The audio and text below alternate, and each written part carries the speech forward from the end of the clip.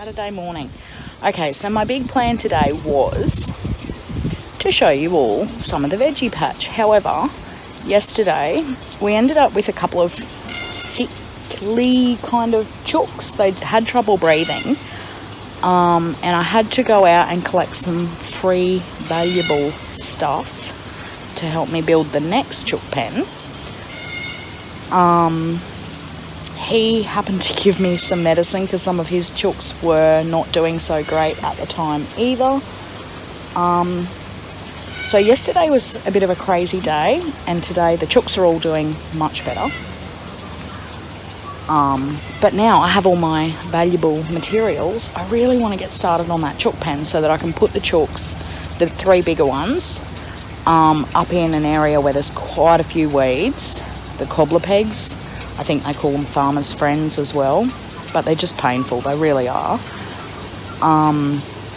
So I want to get the chooks up in there, see how they go with the fence. I haven't cut their wings. I'd prefer not to cut their wings, but if I have to keep them in those areas where I want them, so it's all just trial and error, but I'll try them up there first and then I'll bring them down into the patch. So this is part of the patch. This is the first area that I started working on to improve the soil, and it has been awesome. So here we are. Check out the beans. These are just some that came up from last year's crop. They are pretty cool. Just some snake beans. And then these, a little old man gave them to me quite a while ago. Where is a pod? There's a pod here. They're more of a bean to cook. They're like a more of a legume seed pod. And they're red and white striped. They're very cool. But anyway, so it's extremely healthy. This is all the wood chip that I did myself. Okay, so at Christmas time, I got sick of all the waste, as in garden waste, green waste, and decided to get myself a mulcher for Christmas, just a little one. So we're doing all of our own forest mulching now, and so I've covered most of this area. Was still quite clayey here just in front of the asparagus. And I'm slowly building up the mulching system, bit back to Eden method. And this poor wisteria, I'd had it in the ground for over a year. It had not gotten any new shoots. It just stays stagnant. I moved it out here to where I've got all the new mulch, and it's having a party up the frame, so that's really good. So anyway, the plans out here is basically this whole hill, because it is quite close to the house, is like my forage, kind of a veggie garden area.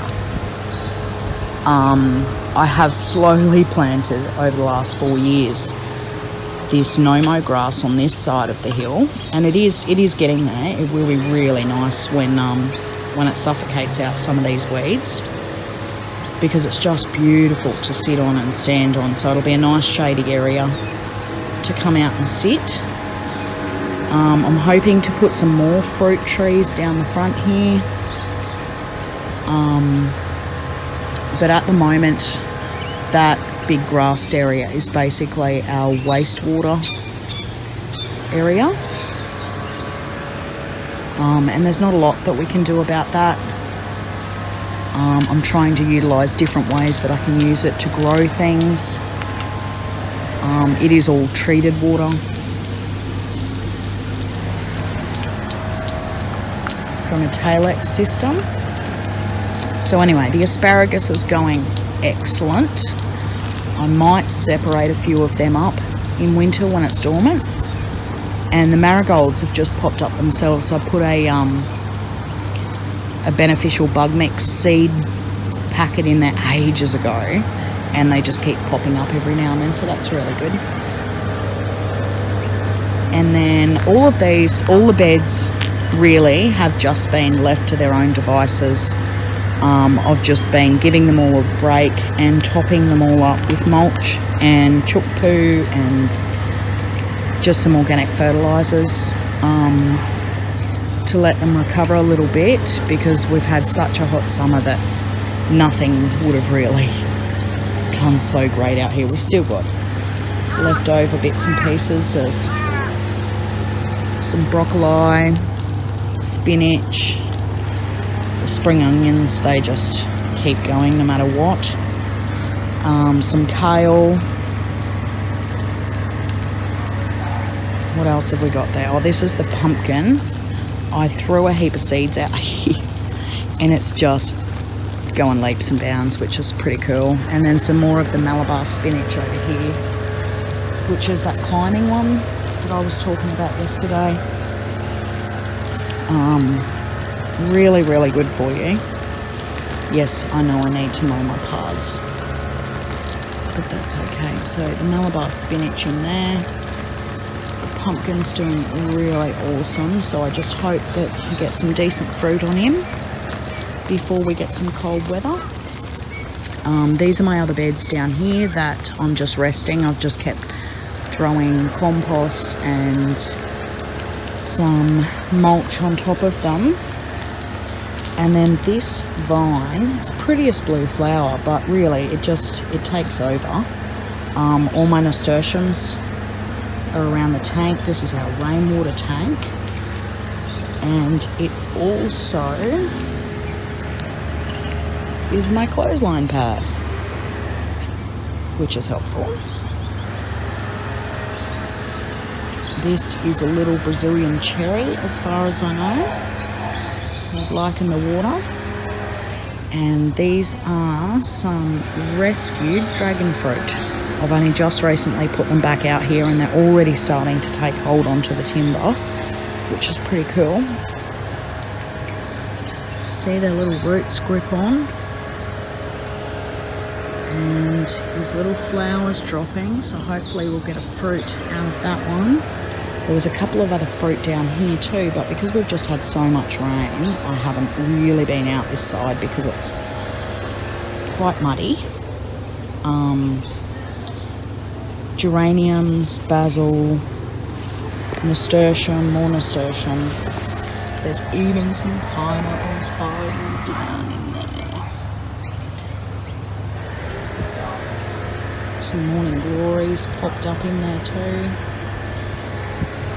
And I've got lemongrass, the bamboo. Now the bamboo was actually put up just to sort of block the view a little bit from neighbours and just give us a little bit more shade in there. Now those bamboo I'd had in pots for years, absolute years. They are a clumping variety, not a spreading, so I don't have to worry about them completely taking over. But within 6 months of planting them out, they went from a pot size to awesome big bushes. And recently I found out that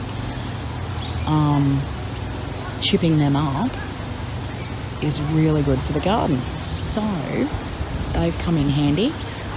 I need to get down here and saw off some of them bigger ones and pop them through the chipper before they get too big for my chipper. So anyway, here's some more cuttings of that dragon fruit. And they are just the coolest plant. They will just sit there and obviously won't take off, but they'll sit there and wait for me to get around to planting them. Aloe vera, we have heaps of aloe vera. Dad always had aloe vera somewhere. And when they sold their place, I took a couple of little pots. Now we literally have thousands of plants all up along that back hill. So anyway, this is the area that most of our kitchen garden is growing in, and it's really not that big of an area at all. Oh, there's sweet potato down there too.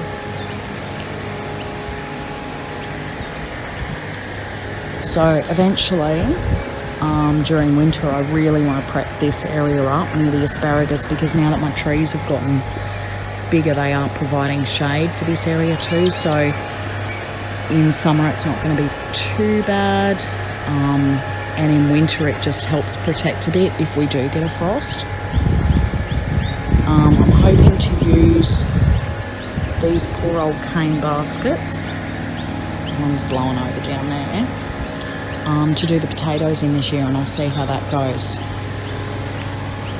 But anyway, so that's a quick tour of the kitchen garden veggie patch that's just been on hold at the moment, trying to do soil prep and get the microclimate right for what we want to plant out here.